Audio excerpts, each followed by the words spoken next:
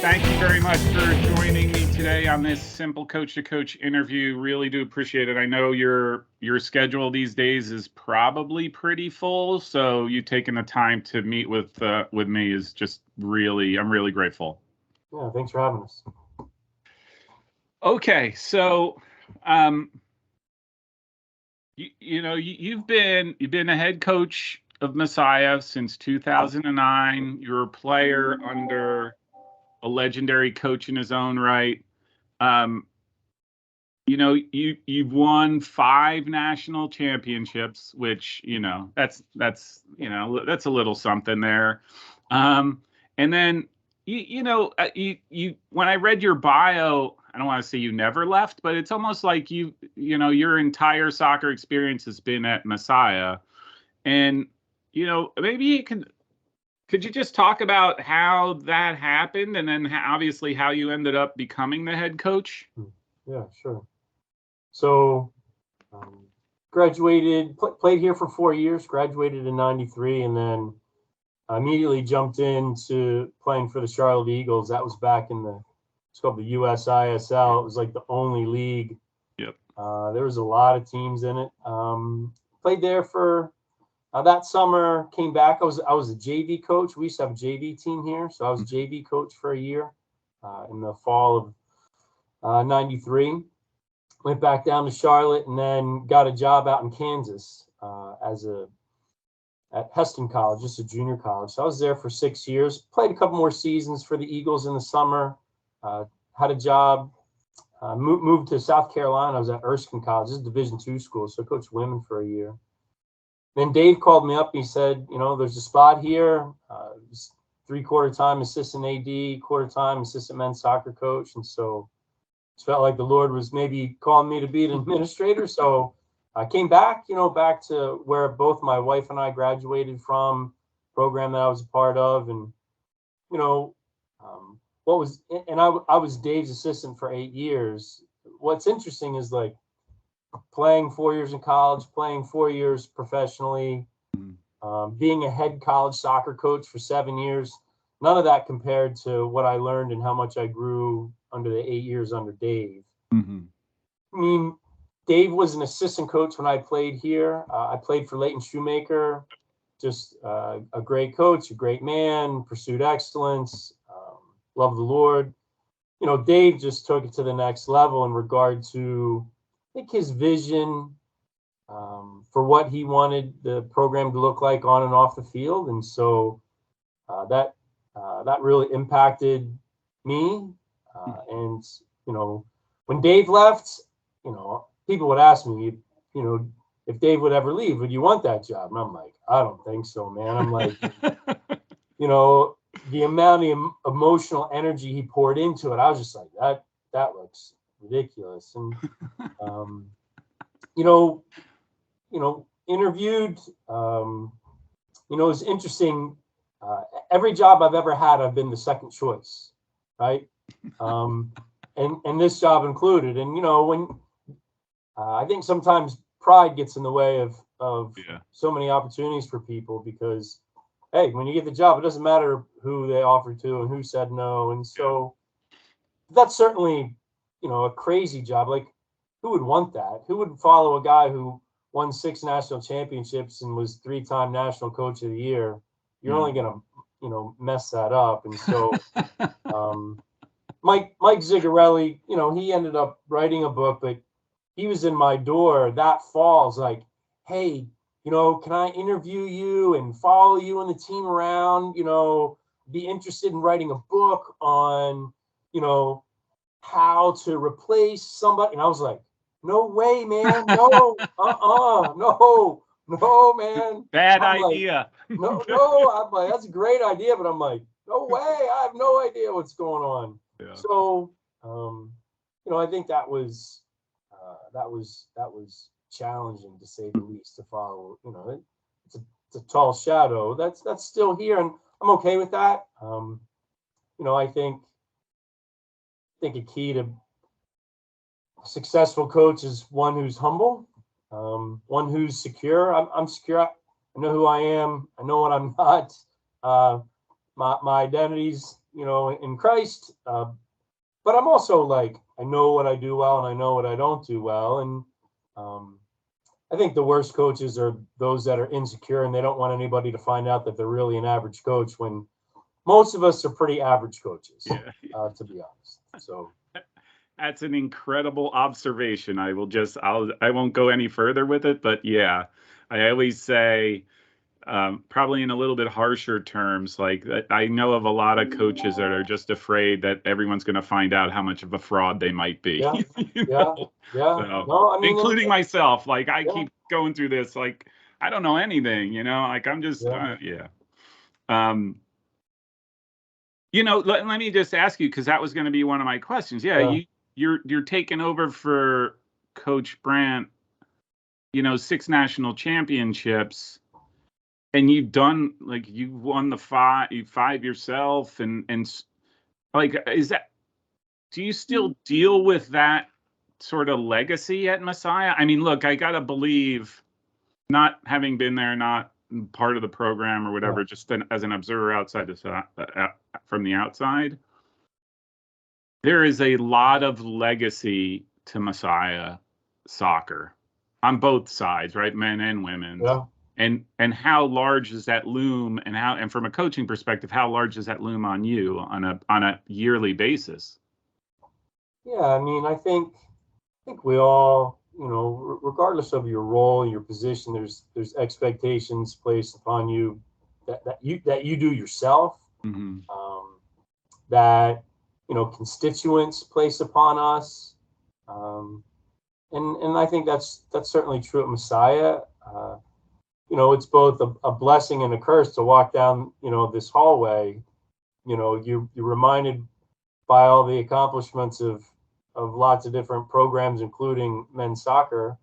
And then you're like, man, I got to do that again. Like that's partly when you're talking about the pursuit of success and your identity is in winning in championships. And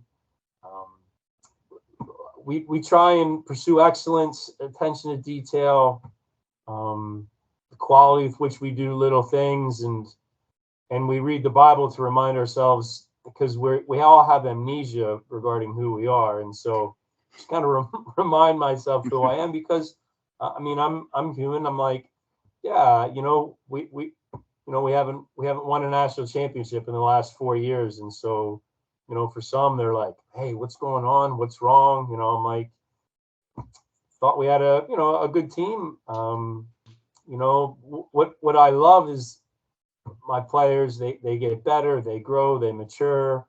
I thought we had a good season last year. Did we make it to the Final Four? No. Did we win a national championship? No.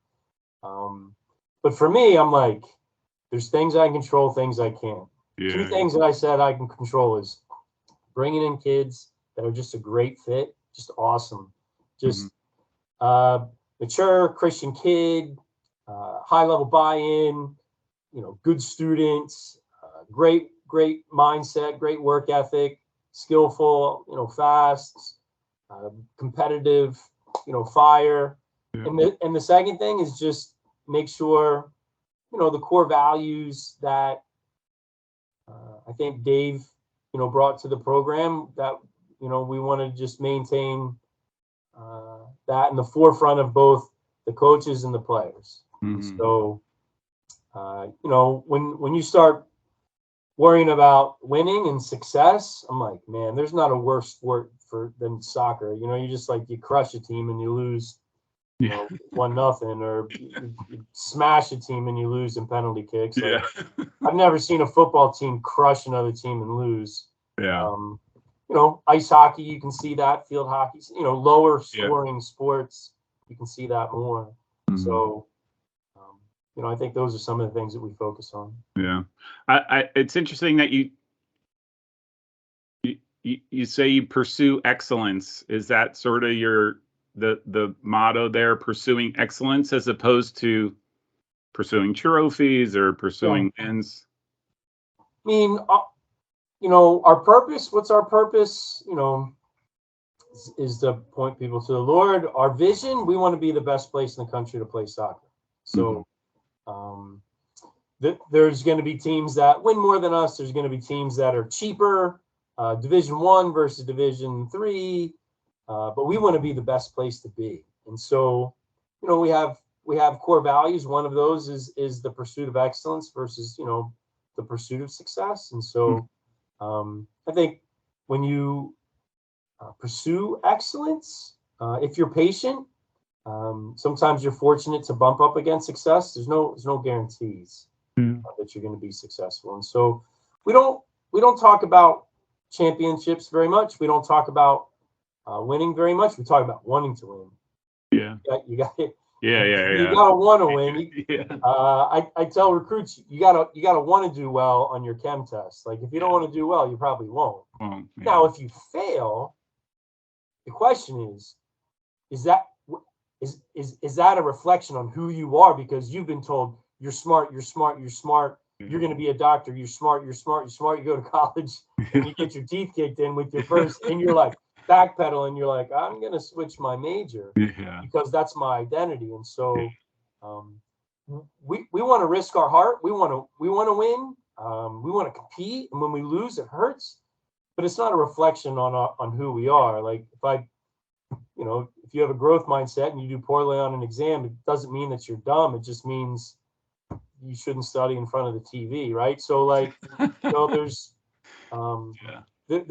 things that we discuss and talk about that I think is helpful to maintain, because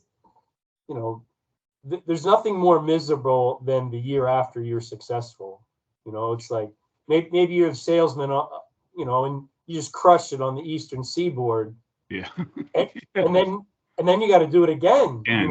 Start from zero. I always say January 1st, start from zero. Oh. I call that the unhealthy grind versus the healthy grind. The healthy grind, just like, man, I'm gonna do it really well every time. I'm gonna crush this sales pitch. Doesn't matter if it's the smallest account. I'm gonna crush it. So when you get to a really big account, you're like, I know what I'm doing. I know how to crush this. Yeah. Doesn't mean that the ball's going to go in the hole, right? I'm like, but you set up that putt well, and you set up that sail well, and you did everything you could. Yeah. The stuff you could control, right? Like you take care of that, and whatever outcome it is, you've improved your chances, but there's no guarantee, right? No, like I guess, no, not in this world. Not in this sport, not in this world, right? Hey, I have the book, The Messiah Method, and I was just curious, like, is that still the Messiah Method? Is it still in place? And was there a lot of transformation that you did from this highly successful program, and then you come on board? Did you change things, or did you sort of just say, I don't want to say a caretaker. I don't want to take away from you and what you've done, but almost like, this is a formula that works and we're going to continue that. Yeah. I mean, to answer your first question in regards to the book, I think that book, it's an easy read. It's a page turner. We didn't write it. Mike Zigarelli wrote it in the business department. He just interviewed people, and it's a bunch of interviews and quotes, and he pulled stuff from it, and made it, in something that you could read and you could grab a hold of that would be applicable to, business. Any organization. He's a business prof, and I think a lot of that stuff that we do is part of who we are. And I think it's fairly accurate.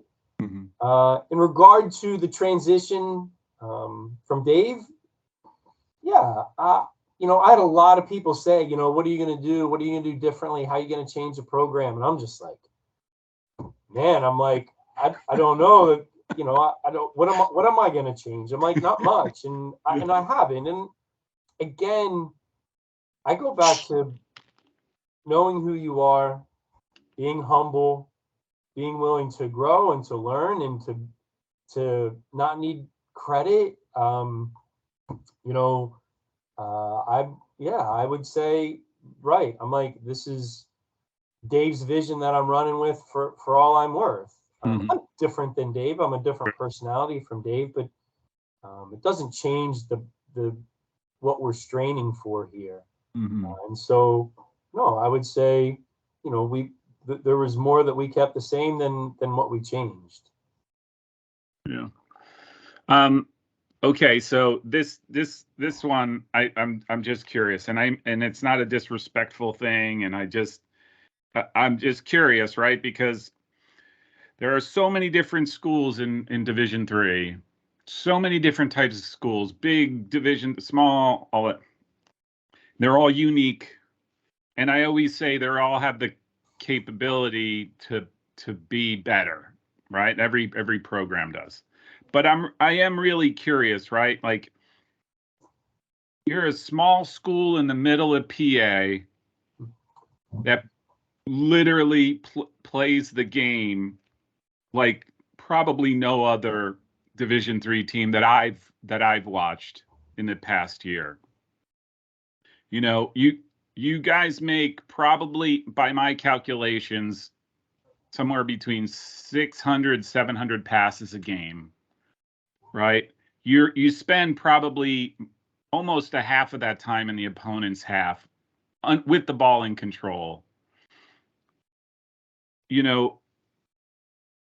Why Messiah? Like, you know what I mean? Like, what was it? What started it off that made this place such a great, again, from the outside, this great soccer program, that, again, notoriety, I don't want to say notoriety, but outside of that, if you're not located regionally, you don't know necessarily about Sure, Messiah. sure, sure. And I don't mean this in a bad way. I'm like legitimately curious. Yeah, yeah. No, I mean, I just had an interview earlier today with a gentleman. He's down in Florida. He went to Catholic, so he was familiar with Division III and Messiah, but he's like, nobody down here in Florida has heard of Right. Messiah. I'm okay with that.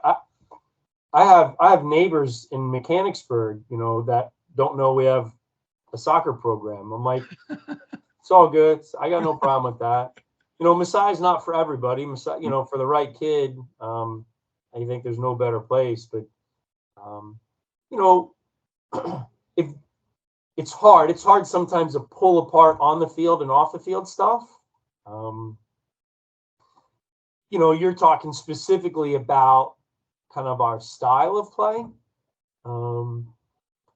I think that's directly from Dave. Now Leighton impacted that. Leighton wanted to have the ball. He wanted to possess. That was important to him. I think, there was a famous coach who said one time, Messiah's, not tough enough to win a national championship. And that was maybe the case, certainly for some teams at times. They won a couple NCAA national championships, one in 78 and one in 81, jumped into NCAAs and, made a couple Final Fours in 86 and 88. We were Sweet 16 my senior year, but, I think Dave, brought both a competitive fire and a toughness that hadn't always been here. We were kind of like nice Christian kids. The other thing that Dave brought was,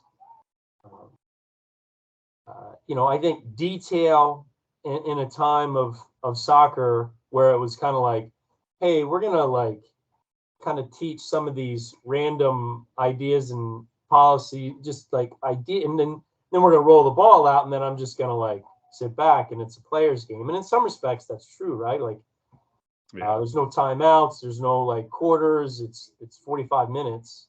So there's certainly more responsibility that players have compared to a lacrosse coach, a basketball coach who can like call timeout and call a play.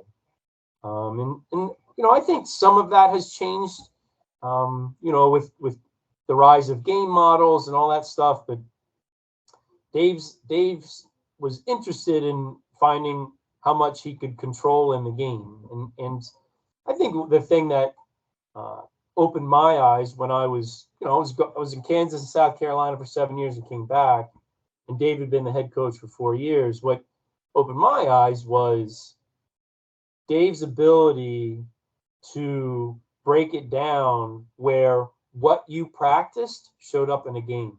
Mm-hmm. A lot of times in soccer, coach is like, we're going to play rondo for 30 minutes, possess. And then you get to the game and they're like, kick it to the corner, so to see what to have those things. And, when you have a lot of structure, it feels uncomfortable for our newer players, because what we're saying is, here's a box of team agreements that we're all going to be on the same page. Mm-hmm. And this is how you need to do it. And they're used to doing whatever they want. And we're like, well, we can't be on the same page if you just do whatever you want. And they're like, why can't, it's this uncomfortability. But once you learn all the different options and the choices that you have within that construct, you have the freedom to do lots of different things. You just can't do whatever you want. Now, sometimes if you bring something and you're like, I want to add this, and we're like, oh, all right, everybody can do this, because it's effective. If you try and do something, it doesn't work. I'm like, yeah, that doesn't work. And so I think this idea that there's structure in a game that inherently feels unstructured, just 22 different players with that it's flowing all the time, and I think you see it much more now in a lot of different areas than when Dave took over in the late 90s. It is really, I mean, it's remarkable to me. Again, like I said, there's all these different schools that are all competing in soccer, and then Messiah is, I think, a shining example for them. If that, I again, in my perspective, you play right, you play the right way, like things open up for you, and you're able to control a lot more. And I think I look at you guys, and again, as an example of that. And again, it's just my personal preference. There's multiple ways to play the game, but yeah, there is. I mean, we say a lot, but we model ourselves after two programs. One's the Dutch, who very cerebral. We play a 4-3-3. We have since around 2000. It's about spacing, and UNC women. They don't care about any of that stuff. They're just going to kick your teeth in, right, and take your lunch money. And so, where the Dutch are like, hey, we played pretty, but we didn't necessarily win.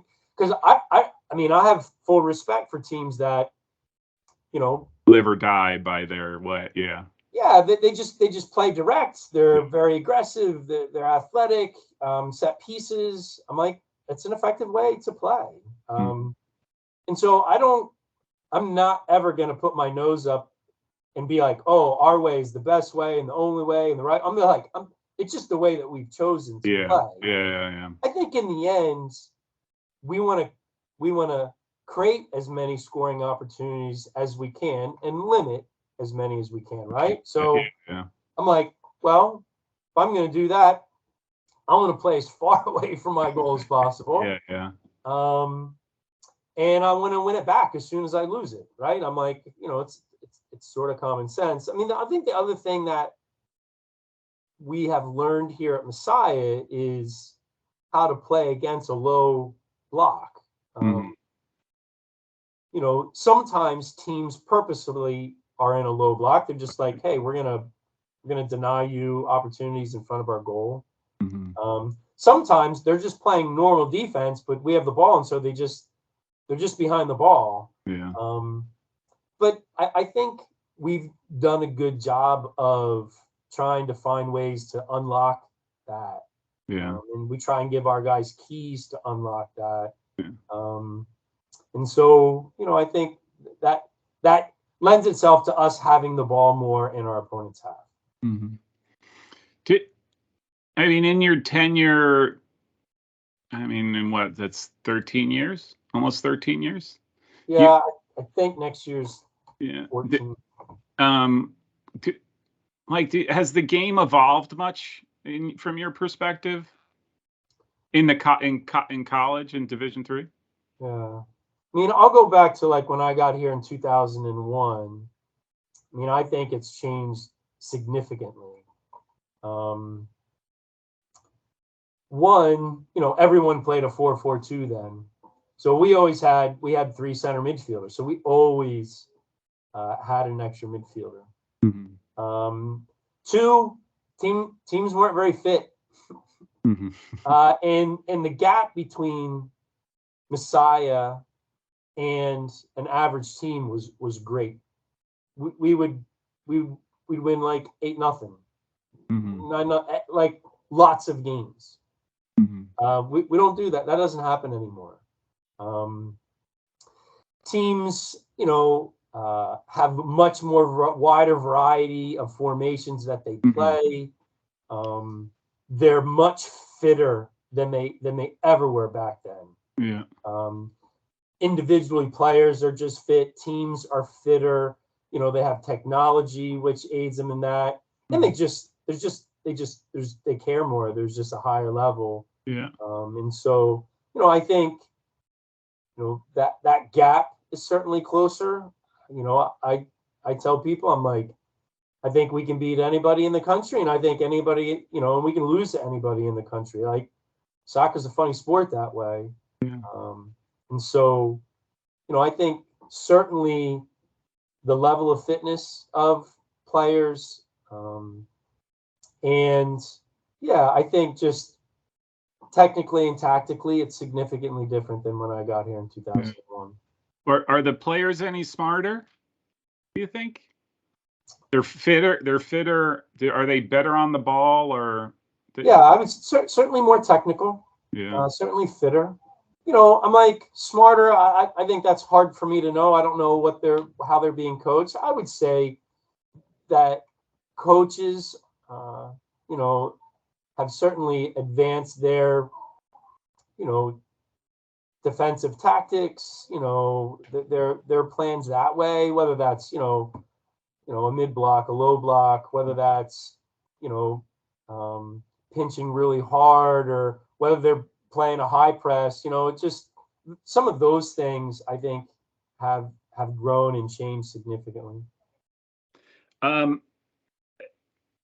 This is something I started asking just because I realized, or I was told to ask, because my COVID experience has always been in here. I've been working from home in my regular job, which I know you might be surprised, being a YouTube influencer is not my full-time gig.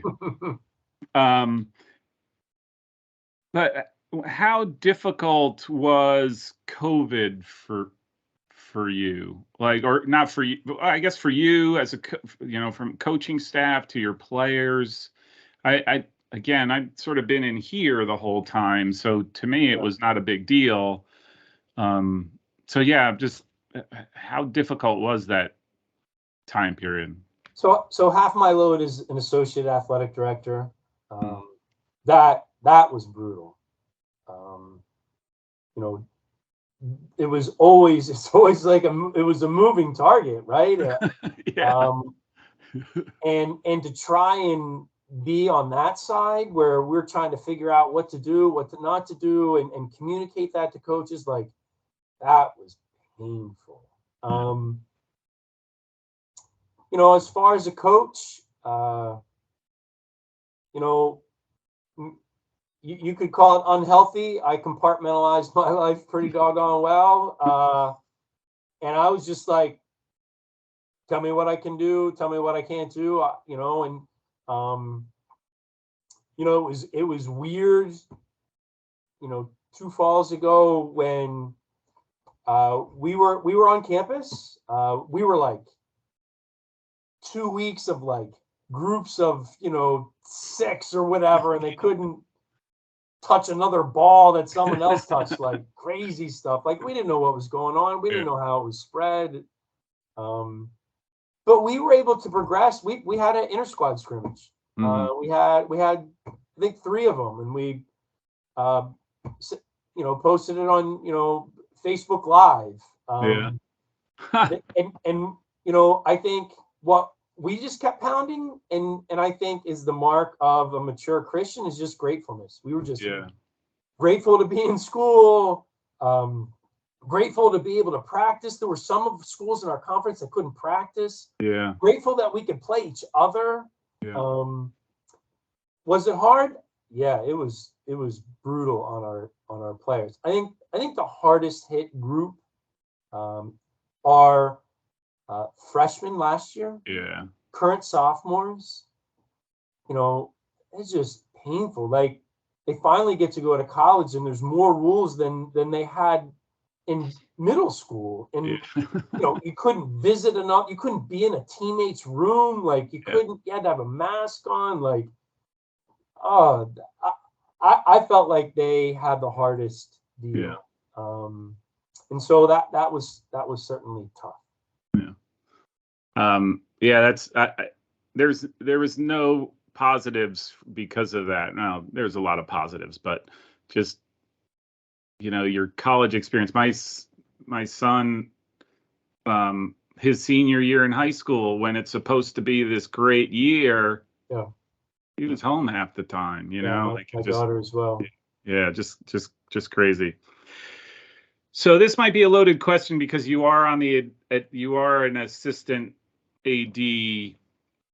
You have that capacity as well, but I gather you've heard about the proposed D3 substitution changes. Do you have any thoughts on them? Like, you know, good, bad? Would it impact how you sort of manage your program and manage games and whatnot? Yeah. I mean, you know, I think I understand it some. You know, I'm like, I can understand why Division I would want to do that. They're like, you know, they want to play once a week in the fall and the spring, and so you can play, you know, you can play 90 minutes. You know, Division III is not likely going to go to a fall and spring format. I think, you know, we're likely still going to be playing 2 games a week. I don't think that will change. So I understand what Division I is thinking. The problem is we're tied to Division I with rules changes. I'd be interested in the possibility of maybe having it, but that's really structural. That's really deep in the NCAA. We can be different than the women. That's interesting. We can have different rules than the women, but we can't have different rules than Division I, Division II. Yeah. In Division III, you know, it's non-scholarship athletes who, you know, rosters are significant. That's part of enrollment, and retention is huge. You know, 18 years ago, the internet bubble burst and people stopped having babies for a little bit. And so there's just less kids around here in the Mid-Atlantic. And so, you know, to have something where, that's going to have a significant impact on culture and buy-in and team chemistry. Because picture the score. It's 1-0 in the second half. Like, you're gonna sub your midfielders. You're gonna sub your goal scorer. You're gonna sub any defenders. Like, no. I'm like, all right. Well, you know, say you're winning 1-0, you don't do that. You know, I'm like, okay. What if you're losing 1-0? You get a sub? Like, no. What if it's tied? What if you're winning 2-0? You're gonna sub off your best center midfielder, knowing that he can't go back on? And the answer is no. And the challenge with that, I'm like, isn't necessarily like, like this purist idea of, hey, we want to be similar to, you know, international. So I'm like, we're not international. We play 2 months a year. Like, there's tons of things that were different from international level, you know, soccer. And so, for me to not be able to get my younger guys playing time is significant to their development, their commitment, their buy-in, their overall core experience would have an impact. Would it help me win more games? Yeah. I do have the ball quite a bit. Yeah. And if they can't sub and give their best player a 10, 15-minute break in the middle of the half, I'm like, he's either going to be gassed and then can't keep up, or then at the end of the game, they're going to have to put their second group on. Like, no, I think it would help me win more games, and I think it would, crush the soul of our younger players. Yeah. I always wondered, I appreciate this desire to align with some mythical standard, international standards and whatnot. And I get that. I guess the question I'm wondering about is like, what's the purpose of that? Like, what does that benefit anybody? Let's be realistic, right? The majority of those Division I players, they're not turning professional, right? A couple here, a couple there. That's all great. And, they're not going to make some crazy career, and they're not all going to be national team, pool players. So then what's the alignment for, right? Isn't here for college and for participation, all that kind of stuff. But, anyhow. You mentioned earlier about, I don't know if it's a document or whatever, you sort of said, like, these are the things that we believe in. Like, are those does it sounds like you have some non-negotiables, or were you more talking about this is soccer, how we want to play soccer? These are the 20 things that we stick to because this is the way we play, or, Yeah, I think both. We have a set of 7 core values that's important to us, that has nothing to do with soccer. That's applicable for them when they leave. When you're 18 to 22, when you go from 18 to 22, you grow up, you mature, you have battle scars, you make good choices and you make bad choices, and you had to learn from that. And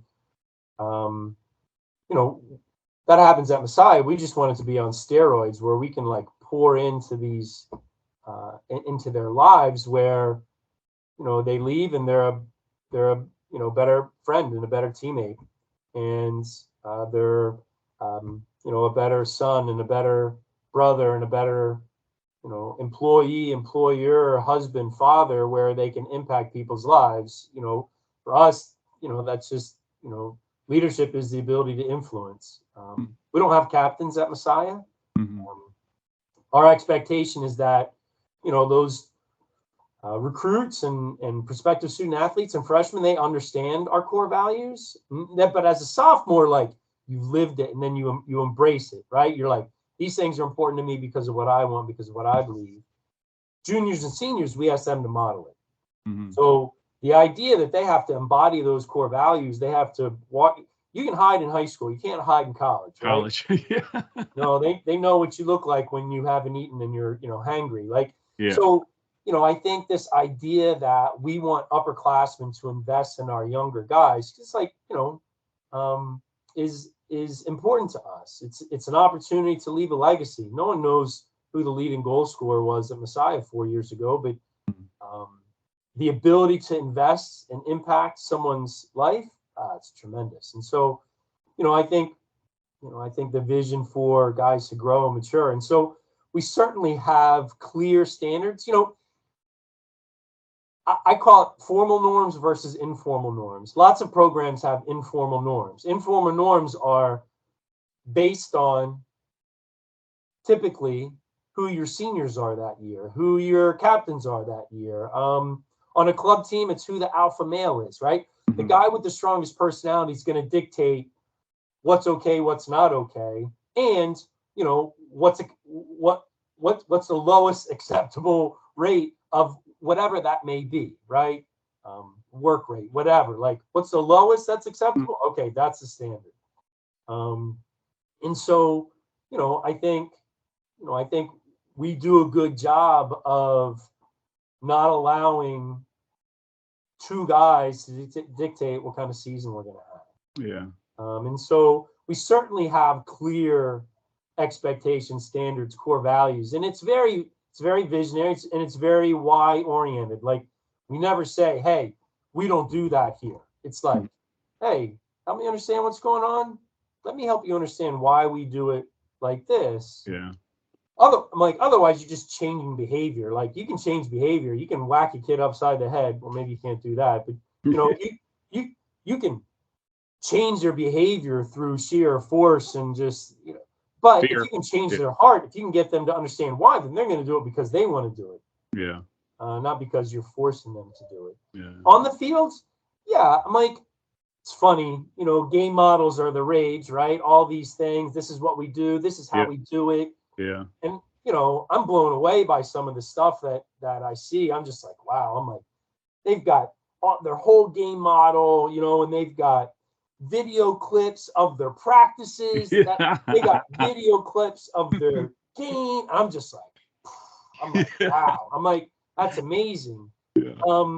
Part of the reason I don't have that, and we don't have that type of community, the way we communicate that game model, is all my assistant coaches. They played here. They know what I want. They know what we do, and they know why. I don't have an entire staff that I need to catch up to speed. Like, I think we have detail oriented system in place and style in place that we teach. And so there are, to say non-negotiables, I'm like, I think that implies there's things you can and cannot do. For me, I'm like, I liked archery when I was a kid, and for me, life is about archery, and it's like, I'm always aiming for the bullseye. This is what I want. Yeah. If you hit this next rung, that's fine. That's okay. If you hit this rung, as long as you're aiming for this. Yeah. If you don't even hit the target, I'm like, now we have issues. Yeah. And we want to give tools in their tool belt.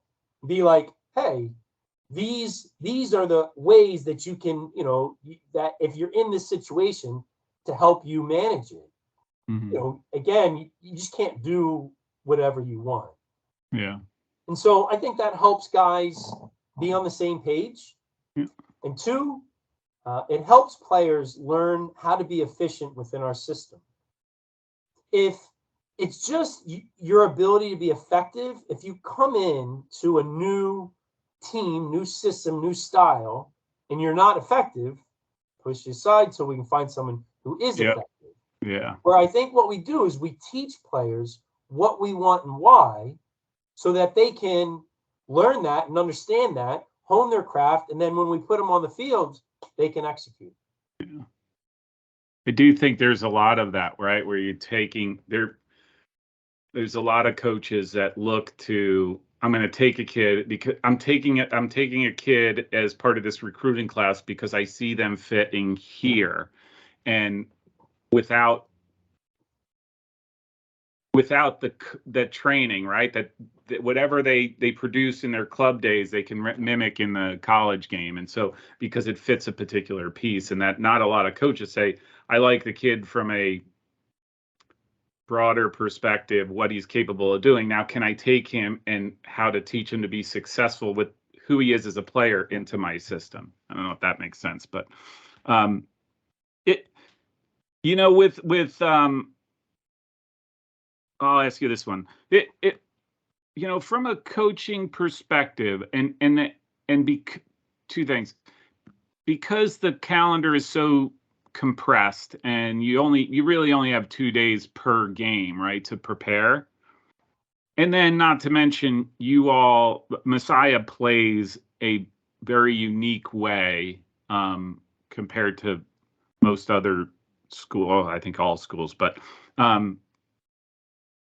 do you prepare during the season for the individual games that you're going to play, or do you just sort of say, this is how we play, this is what we're going to do, and this is how we're going to win? Yeah, I would say more the latter.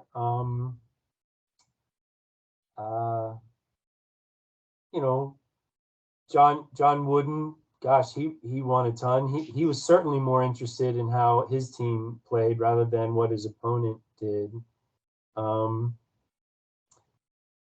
I think there's a spectrum there. I think certainly a trap is to like always be practicing based on what your opponent does and what formation they play, and then you change your formation and you practice that. I don't think players like that. Yeah. I think you can do it some. I think video breakdown is you can do those things. I would be more of an advocate, even in the college game, even with 2 days before. I'm like, man, have a home, have a system that you play, run with that for all you're worth. Teach your players how to play that position. So that like doesn't mean that you can't change formations, but to have a different formation like every game, every week, where people are in different starting spots and different roles. I think that's oftentimes not a positive experience from a player's perspective. Yeah. Yeah, I just remember when I played and I was a goalkeeper, I just bristled at the idea that we would spend time changing how we were going to do things and rather than hone. And I think just generically as a player, right? Like just, it's the simple, tell me what you want me to do. Let me keep doing until I get it. And then, I'm good at that, right? Like there's no variability in that. With everything that was going on with COVID and all, like, what were your expectations for the year? Did you have expectations other than just being grateful that you were able to play a season? Yeah, I mean, I don't know. Expectations are a funny thing. I don't know if I have. I don't know if I have expectations per se. Outside of making sure that guys are on the same page. I want to teach, right? I'm like, I want my guys to learn. We talk a lot about playing to a standard. And I think there are times when you get a taste of it, right? You get a taste of it in practice. You get a taste of it in a game. We're like, that's what we're shooting for. This really high level of play. Yeah. And so we're always striving for that. When you strive for that and you find ways to hit it, and sometimes you stay there for a little while. I tell my teams all the time, I'm like, it's oftentimes not until we hit NCAAs that happens. Yeah. There was a year not that long ago where we didn't make NCAAs. We lost some early games. Mm-hmm. But by the end of the year, I'm like, there wasn't anybody that would have wanted us in their pod. Yeah. And when we didn't get that opportunity to play an opponent that played us straight up and it was an even match to allow us, and to play at a high level. And we don't win all our games. We lose. We play teams that, in our conference that, it's always a battle and they play us really well. But sometimes it's not till postseason that I think we're able to really play at a really high level together against, a strong opponent. And so, I think that idea of playing to a standard has been beneficial when you play someone who's not very good, and then, say you're playing someone who you should be. Well, we're still like, it doesn't matter. Like, we want to play here. Yeah. And then, when you're playing a huge game, a conference championship or NCAA, you're like, hey, it's no different than every other game. One of the things we say every game, every game's a big game, and that's important to us. And so it allows us to play with a level of consistency that's beneficial. That's the idea of playing to a standard, it's true. When you hit it as a soccer player and you get to that place where you're like, man, we were at this is where we want to stay at that. It's almost exhilarating, right? Like if you could touch that and play 5 minutes, 10 minutes like that, where you're like, man, everything was in tune. That's you almost have like a drug reaction, right? Like you get the endorphins going. It's contagious. All right, so you lost 2 games all season. This past one, the regular season against Penn State Harrisburg, and then the Elite Eight against Washington and Lee. Just in general, in hindsight, were there anything about those 2 games that was not characteristic of the way you want to play? Or was there something about those games where you're like, if I can pinpoint those losses, it's because we didn't control the ball well enough? Or I think Penn State Harrisburg. I think they're coach does a good job with them. They're very organized defensively, but they're athletic. Thought they. I thought a tie would have been a fair result. I thought we didn't create a lot of chances. I thought they did a very good job of limiting our ability to get in behind. But we had some clear chances. They cleared a head ball off the goal. Yeah. They didn't have many chances. They had some good looks. They had one really good look early, that our keeper just happened to, it's like almost like kicked it right into him. And then there was a moment of quality, scored a brilliant head ball goal. He was between our center backs. It was legit goal. Yeah, it was just it was a quick turnover. Guy got the ball, played it in, and he had a lot to do with that head ball. Like he had to work hard to back up and get it on goal. And so, there's been times where we've lost games, like we'd have an absolute battle with York College. And, sometimes you're like, when something doesn't go as you want, you're like, hey, what do I need to do differently? I can't keep doing the same thing and expect different results, right? Yeah. Like it's insanity. Yeah. But there's also times where, I've been done, we walk out of York and we have a loss, and I'm like, we're fine. We're a good team. I'm like, we need to continue to do what we're doing. And I have confidence in that. And I feel like that has to do with our ability to execute, our ability to create scoring opportunities, our opportunity to, and our ability to deny them opportunities to score. Washington Lee has some dynamic. We did not have a goal scorer. Yeah. I didn't have anybody that had more than 8 goals on my team. I saw that. But we scored 70. Yeah. As a team. I'm like, there's good and bad to that. Scoring by committee is there's a strength to that shared responsibility. There's lots of different people that can score. I think that's really helpful during the regular season. Oftentimes in the postseason, you need a guy.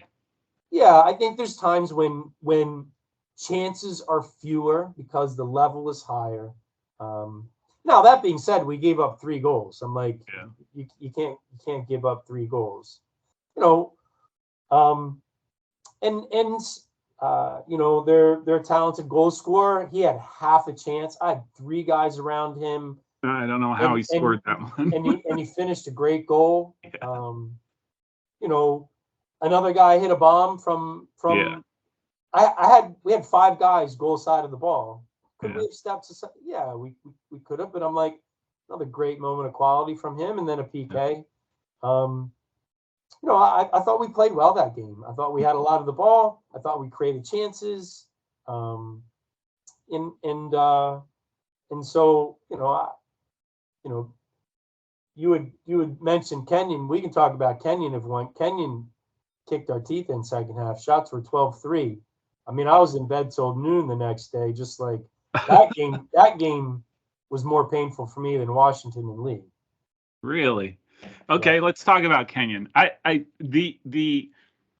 consider it, again, this is there's no rhyme or reason as to why I think games are better than the other, but to me that was the best game I watched all year, and I watched 200, somewhere in that range of games. I always say I need a therapist for that, because it's, I won't go into the why, but and I that to me is the best game of the year. And I think it was because, first of all, I thought Kenyon was awesome. Yeah, give them all the credit in the world. Yeah. I thought they were awesome.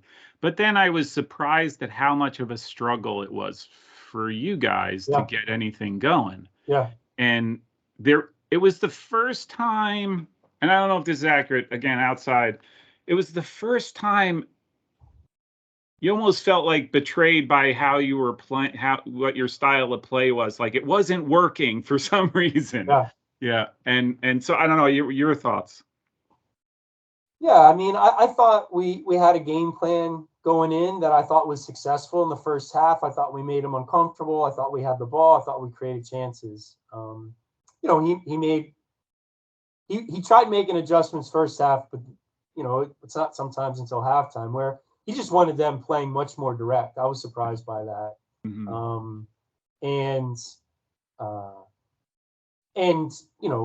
You combine that with their pressure, we couldn't break the pressure, right? At one point, Aaron Farrell leans over. What we call resting defense is when we have the ball, we're in a position to win it right back if we lose it. Yeah. So we have it. We're in it. So it's both a mentality and positional. And he just leaned over. He's like, they got us in resting defense. Like we couldn't get out. I think positionally, I think I could have done a little bit better. Matt McDonald's, fun player to watch. Oh, my favorite. But didn't necessarily help us win the territory battle that game. Couldn't get the ball, receive it, and keep it. Yeah. And I'm like, we had, 3 center midfielders that are all skillful and smart, but not on the real athletic end. Mm-hmm. And that's where, when Luke Grotoff broke his ankle against Eastern, mm-hmm. and we lost him for the rest of the year, like that lack of athleticism impacted us against Kenyon, impacted us against Washington and Lee, where, the work rate of Trevor Goodling and Luke Brodigan, they just don't stop running. But that, the athletic piece, their little, I don't know what number he was, that little center midfielder, like he was crushing us. Yeah. We couldn't. Yep. I had to step a center back on him because we couldn't manage him. So such a love seeing a guy like who's 5'0" nothing. Be the best player on the field. Yeah, it was. So your Matt McDonald is one of my, I picked the top 33 players. He was one of them, and I think it's because he was so much fun to watch. Yeah. And I was so impressed. The goal that you guys went ahead on, he wins the ball, 40 yards out, and then takes that ball down the line and then puts it across that. I thought was, that was his athleticism, but also just his poise as to how do I get around this guy down the line and all that stuff. Yeah. He's been playing wing for us, and he likes it out there. We went to Columbia for spring break. So we played 4 games there. NCAA lets you travel overseas every 3 years. It's funny in Columbia, man. Like we never have the ball there. They're just good. you scramble for a 50-50 ball. We always we can't get it back, and like they have it forever. But we won all 4 games. I should show you our stats. We won one game 3-0, and we never had the ball. We're just a little bit more disciplined in the attacking third than they are. They shoot from far out. They hit bicycles. They take high risk, high reward, but they're sort of undisciplined. But man, they're just so much technical, and they have better just soccer balance than we do. They're so good. So we have to play a different style even. We have to play mid block against them. And Matt had a lot of fun playing wing out there, and so. We play Bucknell tomorrow. I'm assuming you're not posting this anytime soon. I think I have 13 field players. I'll come out. I'll dress. Yeah, I'll take anybody at this point. So, we're not going to be able to play high pressure. We're not going to be able to do that against Bucknell, and so, but we're excited to be able to compete and play. And we've got our alumni in a couple weeks, so we'll see. Where are you playing Bucknell? It's at Bucknell. Oh, it is at Bucknell? What time? 6 p.m. 6, really? Okay. Might meet in person. I might drive out there. Oh my. I think it's only a couple. My stud center back, Len Coop, probably best player on my team, tweaked his hamstring. So I'm like, oh my God. I don't know if you're going to see a shadow of us. Luke Roddigham can't play because he's studying for his accounting, and so he's not a full-time student. Oh so my God. He can't practice. So we're just like, I got a litany of guys that have been under the knife. We're like, So all right. Even if it's a bad game, it's okay. It's still soccer. Right. Speaking of. I mean, great players, you have these great players in your program, and you had 3 All-Americans, which I think were all greatly deserved. Jake Lencoop, who you mentioned, Luke Brodigham, and Trevor Goodling. And then I would also add you had, who I think, he wasn't an All-American, but I picked him as one of my top 3 goalkeepers, Jared the Mullet Pavlovich. I asked this and for a number of reasons, but how critical are those guys to a team? I get the soccer quality and the All-American status, but in terms of what they do for you, your program, and for the team throughout the season, how important are they? I mean, one of the things we do in the spring is we have player evals where they evaluate each other based on our core values, not whether they're a good soccer player or not, or whether they can Cruyff it, but on whether or not they're relationally invested, whether their ability to hold each other accountable or be held accountable, their work ethic. So like they do those things. I mean, the guys that you listed, those are all guys at the top of our lists. Mm-hmm. And we use the term standard bearer. I think you could use the term role model, whatever that may be. And for us, man, I'm like, there's no better model, whether you're in business or you're in sports, where your best players have the highest level buy-in and model to younger guys what it looks like. Yeah. To what it means to, treat your girlfriend well, what it means to be respectful to your parents, what it means to study hard, what it means to kill it in the off season on a treadmill workout. And, when your best players do those things well, it has a significant impact on your program. And the guys that you listed do those things well. Yeah. Well, they show it on the field, that's for sure. I mean, every time I look to see, those moments, they're maybe not major moments, but you're like, hey, I have to rely on a guy. Who would it be? And it's usually one of those 4 where all of a sudden it's like, oh, look at that, makes a save, or suddenly controls the ball and settles down, and instead of being all crazy, hey, can we just get organized, drops the ball back, and you can see that leadership on the field.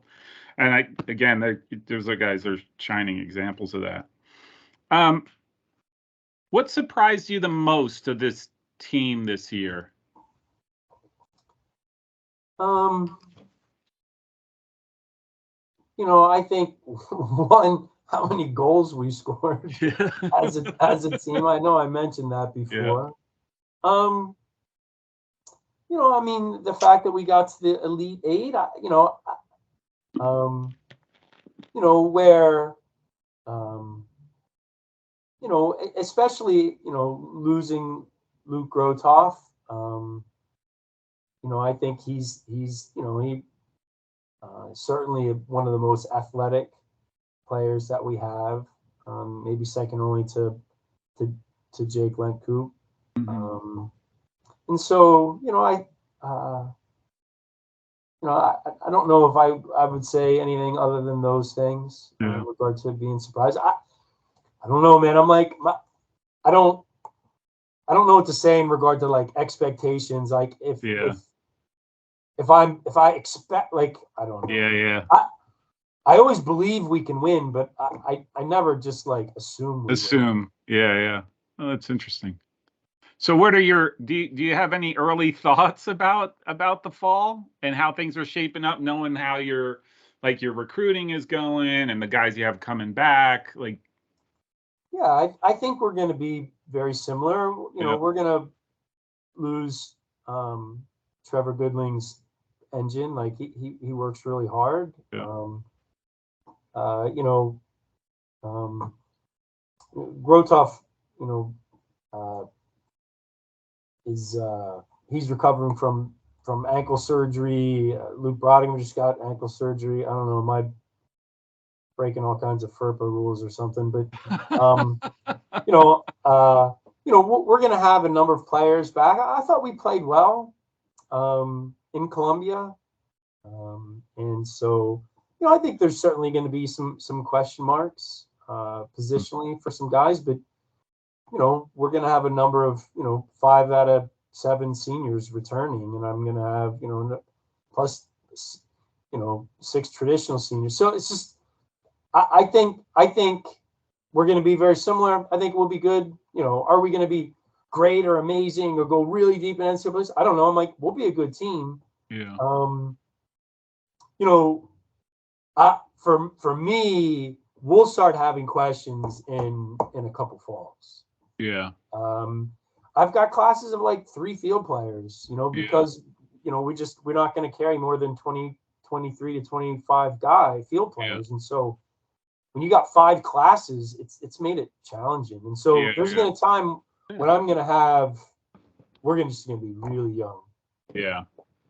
That's actually can end up being a good thing, right? Like that's how you reload. But hey, when you just talking about recruiting, do you go after, again, knowing all of the you want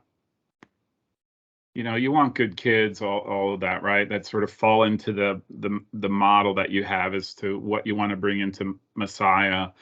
But do you go out looking for players who are good soccer players, or are you looking for guys who play positions? Yeah, good question. I mean, first and foremost, we want to, we are in a position to be able to filter and rely on our network to learn of quality players. Mm-hmm. And so I don't just put my chair down and circle a kid who's a good player and send him an email. Mm-hmm. It just doesn't work, because I need him to want to be at a Christian school. He needs to care about his faith. Yeah. But if a kid reaches out to me, I'll go watch him play, and I watch him through the lens of our system and our style. Yeah. There's characteristics that we value for each position. Yeah. And so I'm looking for those characteristics to see if he would be a good fit in regard to both system, like where he would play, and stuff. Yep. So like we play 4-3-3, we have since 2000. And so when I'm watching someone, I'm watching them through that lens where, like, hey, would he be a good attacking center midfielder? Would he be a good defensive center midfielder? If he's not, is it attacking center mid or wing? Like, Yep. or is he a right wing or right back? Yeah. Is he a center midfielder or is he a center back? Rarely do we find targets that play the way we want them to play. Yeah. If you go back through the history of Messiah men's soccer, many of our targets in our 4-3-3 were defensive center midfielders. Yeah. The only outlier was Josh Wood. He was just a post up target. Yeah. He came out of the womb posted up. Yeah. That's great. Hey, just in that same vein, like, generally speaking, what do you kids who are making the transition to college, what experience do you think that they're lacking for the college game, that the only way that they're going to gain is if they play? Does that make sense? I don't know if I butchered that. Yeah, can you say that one more time? Yeah. So you're recruiting kids, high school kids that are coming out and they're coming to Messiah. Is there a part of their game that needs to develop before they really can have an impact in college? I mean, we try and play freshmen right away. Mm-hmm. They just get coached more from the sidelines than the people that already know what we want get coached. Yeah. I mean, I think we play such a different way. We ask many things out of our guys that's unique. It's just a steep learning curve here. Yeah. But we throw them out there. We'll try and play 19 guys deep in a NCAA contest, let alone a preseason game. And so if I carry 24 guys, a couple guys are hurt. And there's some guys that don't play, but I'm like, that means freshmen have to play. Yeah. And so I feel like we teach so much.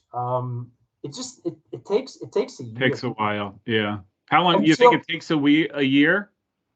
Yeah, before like Masters is on, like if you're thinking about your swing, you're never gonna hit a good shot. Yeah. If you've practiced your shot and you know your shot and you're consistent with your shot, then and you go up and you're like, hey, I'm gonna aim for down the right hand fairway and draw it. If I miss hit a little bit, it's okay. I've got that whole fairway to aim for. And so that's helpful. And so when you're a sophomore, you're like, you know what's going on, you know what's expected, you know our team agreements, you know what is expected of you in this particular position that you've played, you've trained in this position, you know what the expectations are, you know what the choices are. And then, because all of a sudden you're familiar with that box of team agreements and you're on the same page. Well, now you're not thinking about that. You're just like, you're just playing, right? Now you're in the flow. Now you're comfortable and you're confident. Now, some freshmen, they can do that right away. Many freshmen, there's smoke coming out their ears and it's hard and it's difficult. And I think that's true anywhere. I just think it's even more so here because we're not like, hey, you need to rely on who you are and your ability as a soccer player to be able to contribute. We're like, you need to do these things well, and if you can do those things well, you're going to be a part of something bigger than yourself. Yeah. Last question for you. Somebody who is who's interested in going to Messiah, how do they get your attention? Yeah, just like everybody, I'm like, squeaky wheel gets oiled, fill out a questionnaire. Yeah. Send the coach multiple emails that aren't generic, that aren't getting sent to 25 different schools, and and say, come see me play. And Yeah. For us, everything is based on our ID camp. Yeah. I mean, there was a guy sending out, information. He's just like myths about college recruiting. He's like, camps don't matter, and I was like, I wrote a really long response. I'm like, he didn't really get back to me, but for me, if I go see you play Jeff Cup or Potomac or an ECNL game, I'm like, hey, come to camp. Yeah. If and for me, I'm like, I need to know, like, is he a good kid? What is he like? What's his character? How does he handle himself? When he's winning. How does he handle himself losing? How does he handle himself when he's training versus playing a game? How does he interact with his teammates? How does he interact with his coach? Like, my question to Pharaoh, if we're dealing with a kid, I'm like, did you like him? That dictates whether we're going to take that kid or not. I'm like, I'm not going to learn any of that outside of having a kid with us for 2 days, 5 sessions, where like, because the kid that you love at the start, you just like, man, he's just like gladiator in a uniform. You're like, whoa, look at that guy. I'm like, but what it ended up being, by the 3rd session and the 4th, I'm like, who's that again? He's like, it's Jacob Bender. I'm like, oh, okay. Who is that again? Jacob Bender. He's like, doesn't look anything like a good player. Yeah. He kept, versus the guy that's eye candy. You're like, man, that guy. We want that guy. And in the end, we're like, no, he has a bad attitude, or he's ineffective. He loses ball. Where Jacob Bender, he's interesting. He's a really good player, even though he looks like an accountant. Now, he is an accountant. And he ended up being, a National Player of the Year, and his brother Ben was, picked first in the draft. But I'm like, we wouldn't have known that without camp. And so camp, recruiting is part art, part science. On science, we can get it down to 25 guys who we think is a good fit. The art part's figuring out where someone falls on the depth chart. In that list, If you're recruiting 14 kids every year, it's much easier. It's great. The reason you recruit 14 kids every year is because you're going to have a kid from each class quit, and you're going to have, kids fail out, and people are going to transfer. They're going to hop in the transfer portal. Yeah. So I need 14 kids every year because, I'm only going to matriculate, by the end, I'll retain probably 5 of those kids. I'm like, you have senior day where you have 4 kids in that picture. I'm like, how many kids were in their freshman class? Yeah. Probably about 12. Yeah. Where I'm like, I don't have kids leaving, and I'm not going to carry 35 guys like some rosters do, because if you carry 35 guys, that guy on the end of the bench, he's leaving. I'm like, my model is to have upperclassmen, right?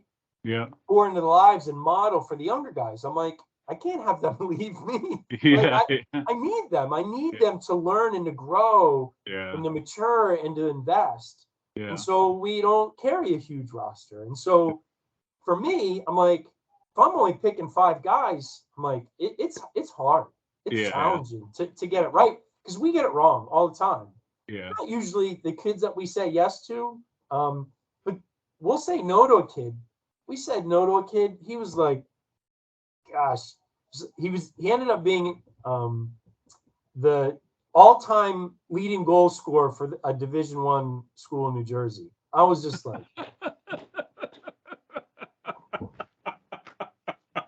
but we couldn't play at Messiah. Yeah, that's like salt in the wound, right? Like you think, no one's ever gonna come back if I say no. He'll figure it out, and then he does that, right? Like almost to spite you. Well, there's like at our ID camps, I'll have 15 kids that can play on our team. Yeah. I'll have 8 kids better than some of the kids on my roster. Yeah. But I only have room for 5. 5. Yeah. Because we're not going to recruit past our current players. Yeah. Is that how you do it? Like, yeah. Okay. Well, That's interesting. If they're not leaving, and then I'm not cutting them, they're not quitting, and they leave based on graduation. Yeah. And I got 10 million kids coming back for fifth years. Like, I know they have to leave, right? Yeah. I'm like, they're gonna be gone. Yeah. So That's great. So to that, I'm going to go off, and on your website, I'll put links to your camps and to the website down in the description.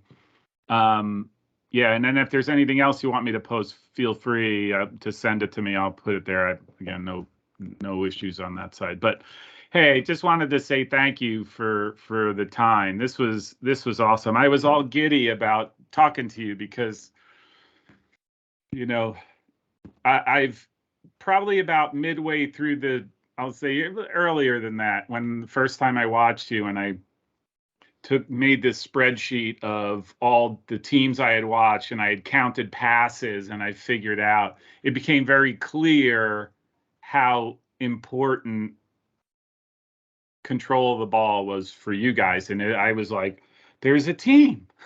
There's one team. So I was super excited to talk to you, and I do appreciate the time. Yeah. Well, thanks for having me, and